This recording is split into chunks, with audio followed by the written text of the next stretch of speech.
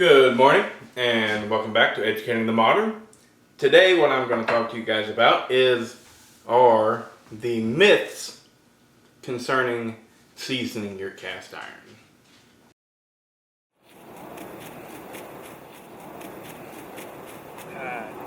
There's got to be a better way than this.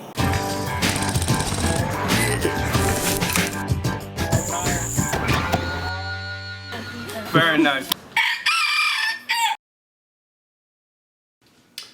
So, what's going on is everybody thinks that you have to have this amazing layer of seasoning built up over years and stuff with their cast iron. And now, while I will completely admit seasoning is very important, all right? What seasoning does is it protects it protects your skillet, all right? But the problem is people think that their seasoning is what makes it non-stick, all right?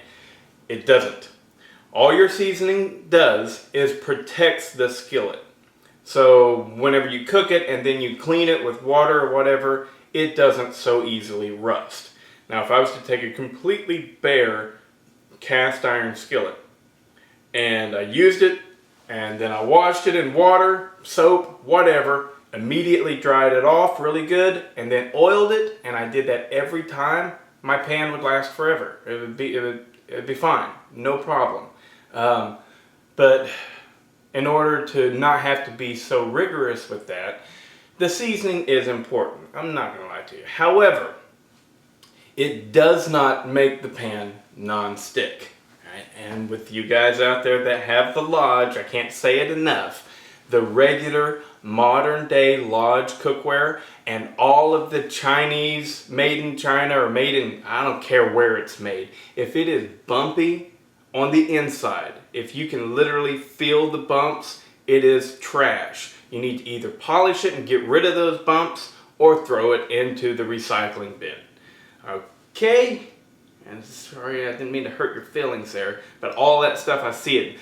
Bobby Flay's put his name on some now, which is terrible because I think Bobby Flay is freaking awesome chef. Alright? So has Emerald Lagasse. It's got his name on it. They're selling it at Bed Bath & Beyond. I think Bobby Flay's can be found at Kohl's or something like that.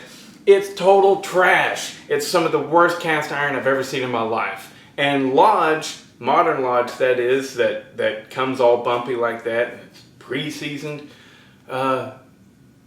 about the same thing, almost just as bad, not quite. But the reason for those bumps is so that in the factory, they just simply have a machine go shh, and they spray, just one shot on both sides. They spray oil on it. Now what they use is a soybean based oil, I believe. But you know, you throw in any vegetable oil here, they just spray it. It's on this big conveyor. They spray it and it goes into an oven and bakes it.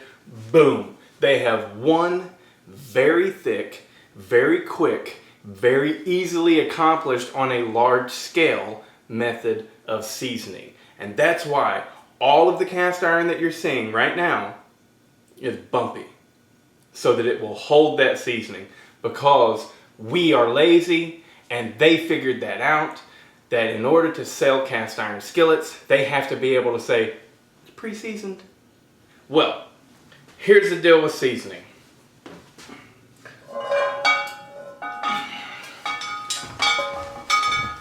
This is my Griswold 10-inch, and you can see that my seasoning is so thin that you can actually see through it and see bare metal. Right?